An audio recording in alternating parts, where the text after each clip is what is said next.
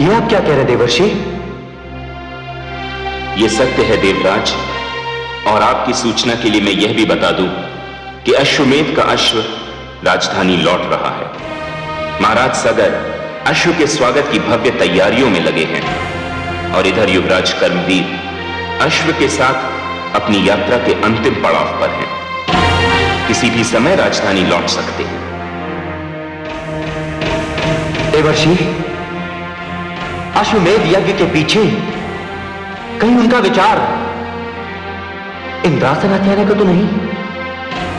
ये धरती वाले तो सदैव ही स्वर्गलोक का सपना देखते हैं, कहीं उनका भी उद्देश्य? ये मैं स्पष्ट रूप से नहीं कह सकता देवराज, किंतु यह सत्य है कि युवराज कर्मवीर अपने अश्व के साथ कल किसी भी समय राजधानी पहुंच सकते हैं। नारायण नारायण।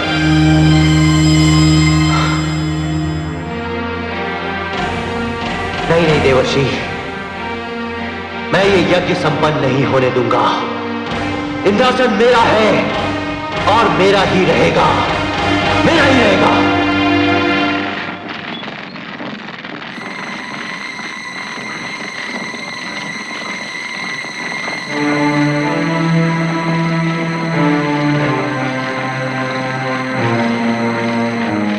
हम प्रातः सूर्योदय होते ही राजधानी की ओर प्रस्थान करेंगे। इस अश्व की रक्षा का दायित्व मैं तुम्हें सौंपता हूं। सावधान। जो आज्ञा महाराज।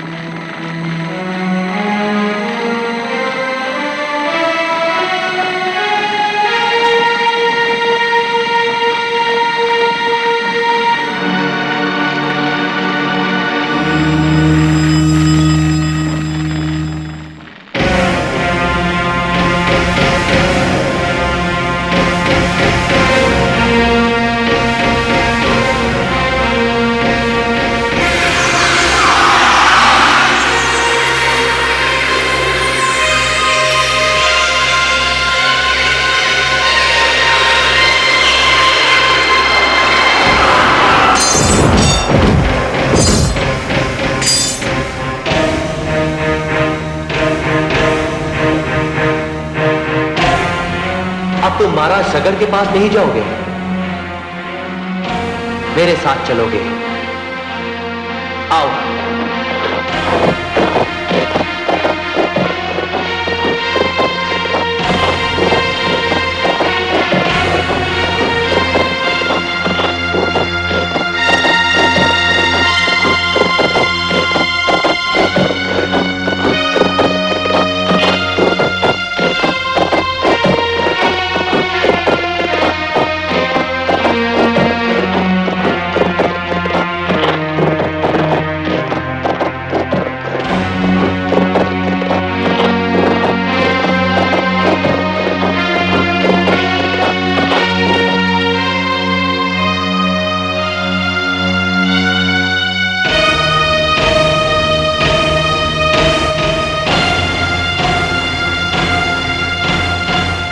युवराज कर्मवीर और उनके सैनिक सोच भी नहीं सकते कि उनका दिग्विजयी अश्व यहां होगा, यहां कपिल मुनि के आश्रम में।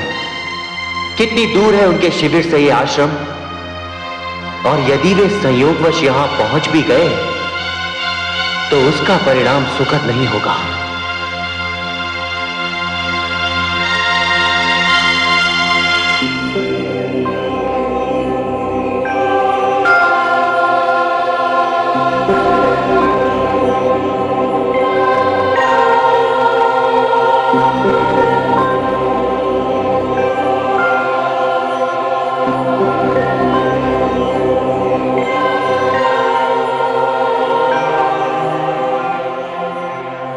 क्षमा करें मुनिवर, आपकी अनुमति के बिना मैं ये कार्य कर रहा हूं। मेरी विवशता है, क्या करूं? मुझे क्षमा कर दीजिए।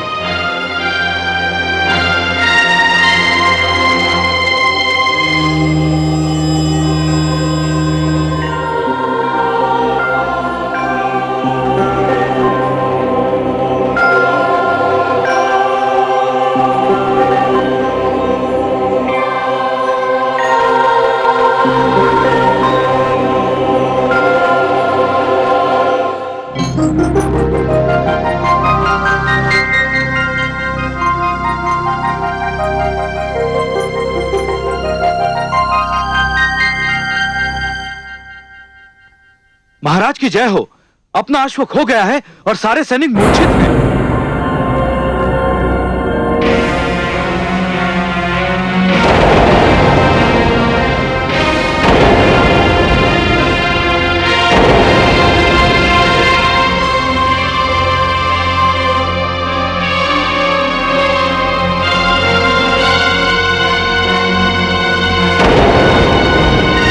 किसका दुस्साहस है ये?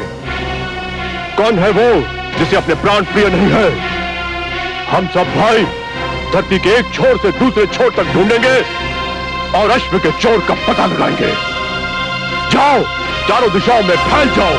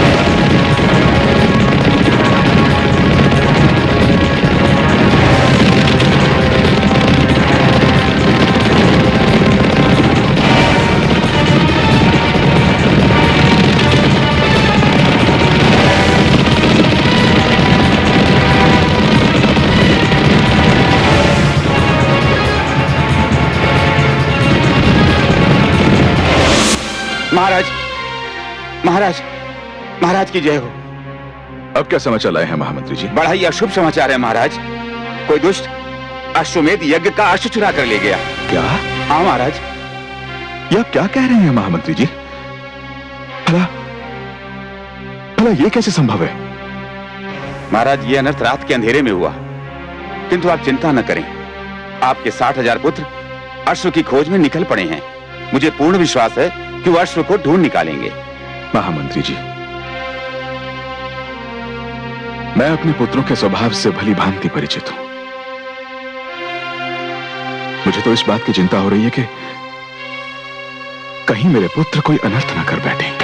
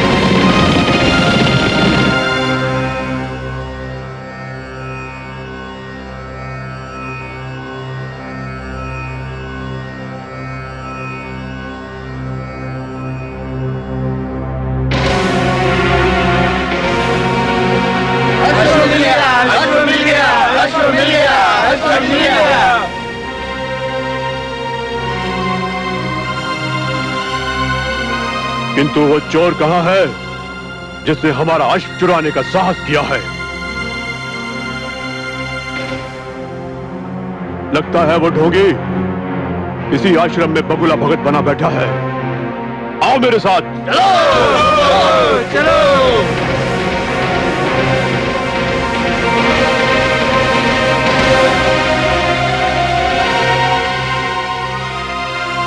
नेत्र खोल ढोंगी, हमने तेरी चोरी पकड़ ली है। भ्राताश्री, ये चोर तो साधु होने का नाटक कर रहा है।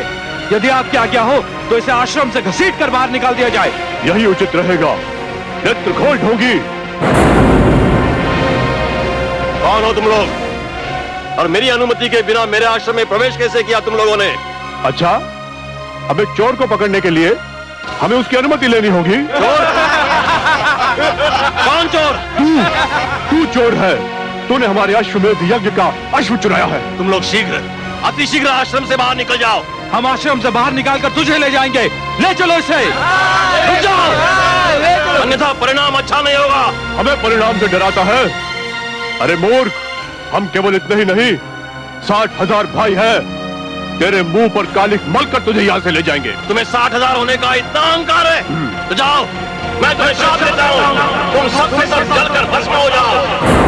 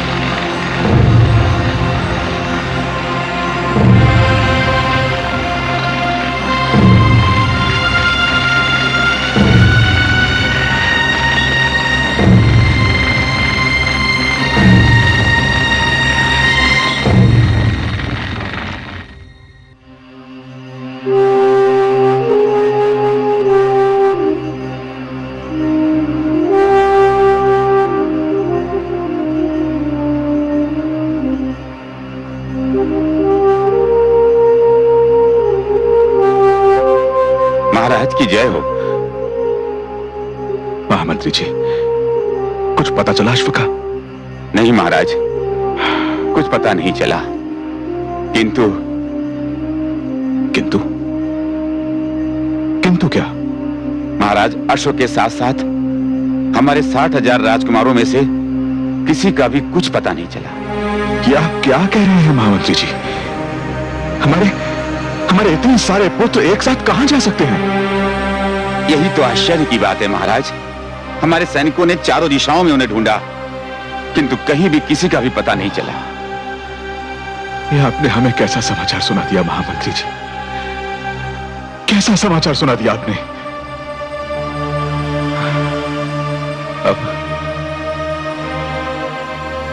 अब मैं क्या करूं? आप ये यज्ञ नहीं करेंगे। मैं सत्य कह रहा हूं पिताश्री। क्या आप अपने पुत्रों और मेरे भाइयों को नहीं जानते कि वो कितने उत्पाती और उद्दंड हैं? पिताश्री, आप ये यज्ञ मत कीजिए। इस अश्वमेध यज्ञ के परिणाम सुखद नहीं, अत्यंत दुखद होंगे।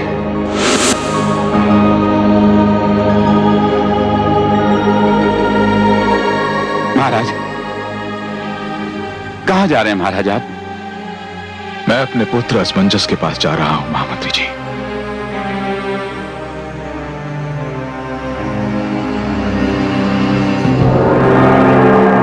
हे देवी परमेश्वरी, ये क्या हो गया?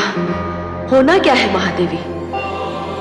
कपिल मुनि के शाप से महाराज सगर के 60,000 पुत्र जलकर राख हो गए। किंतु हे देवी भुवनेश्वरी, यह कोई साधारण घटना नहीं है। हाँ महादेवी, यह साधारण नहीं, असाधारण घटना है। हे आदिशक्ति, इस घटना का समाचार जब महाराज सगर को मिलेगा तब क्या परिणाम होगा? हे महादेवी, जैसा आप सोच रही हैं वैसा नहीं होगा, क्योंकि इस घटना के पीछे एक रहस्य है। आप उस रहस्य को अभी जानने का प्रयत्न ना करें।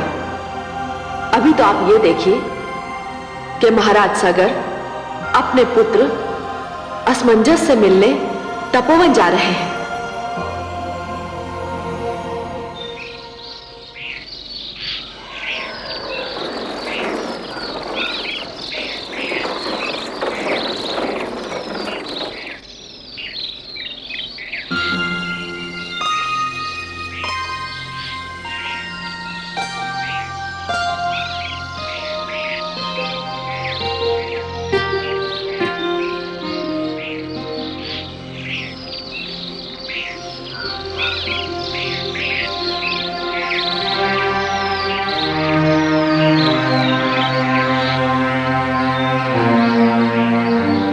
पुत्र असमंजस।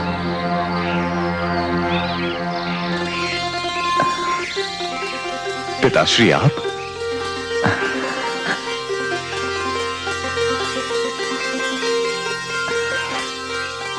प्रणाम स्वीकार करें पिताश्री। आयुष्मान भव पुत्र, आयुष्मान भव। क्या बात है पिताश्री? आज मैं तुमसे क्षमा मांगने आया हूं पुत्र। पिताश्री, आज मैं तुमसे केवल यही कहने आया हूं कि उस दिन मुझसे भूल हुई थी, मैं भ्रम में था पुत्र। पर हुआ क्या पिताश्री? पुत्र, मैंने देवर्षि नारद के कहने पर अश्वमेध यज्ञ का आयोजन किया, इस अभिमान के साथ कि मेरे 60,000 पुत्र यदि चारों दिशाओं में चले गए तो भी अश्व सकुशल लौट आएगा। किंतु ये मेरा भ्रम था पुत्र, ऐसा कुछ नहीं हुआ। ये आप क्या कह रहे हैं पिताश्री? हाँ पुत्र, इस समय ना तो अश्व का कहीं कुछ पता है और ना ही तुम्हारे भाइयों का। किंतु पिताश्री, वे सब के सब जा कहां सकते हैं? यही तो मेरी समझ में भी नहीं आ रहा है पुत्र। पुत्र, उस दिन तुमने कहा था कि ये अश्वमेध यज्ञ मेरे लिए सुखद नहीं, अत्यंत दुखद होगा। यदि उस दिन मैंने तुम्हारी बात मान ली होती पुत्र, तो आज मुझे यह दिन न देखना पड़ता। पुत्र, अब तुम्हारे अतिरिक्त मेरा और कोई नहीं है। एक दुखी, विवश और असहाय पिता अपने पुत्र से सहायता मांगने आया है। मेरी सहायता करो पुत्र, मेरी सहायता करो। पुत्र, यदि इस समय तुमने मेरी सहायता नहीं की तो मैं अपने प्राण त्याग दूंगा। पिताश्री, नहीं नहीं, अभी आपका यह पुत्र जीवित है पिताश्री। आपकी चिंता मेरी चिंता है। पिताश्री, मैं जाकर ढूंढूंगा अपने भाइयों को और मैं वापस लाऊंगा उन्हें, और साथ ही उस अश्व को भी। पुत्र असमंजस। हाँ पिताश्री, हाँ। पिताश्री, आप निश्चिंत होकर राजमहल की ओर प्रस्थान करें। अब ये उत्तरदायित्व मेरा है, केवल मेरा। पिताश्री, पुत्र,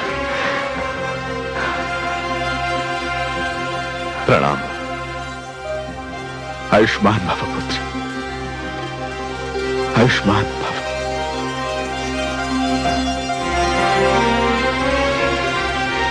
आयुष्मान भव।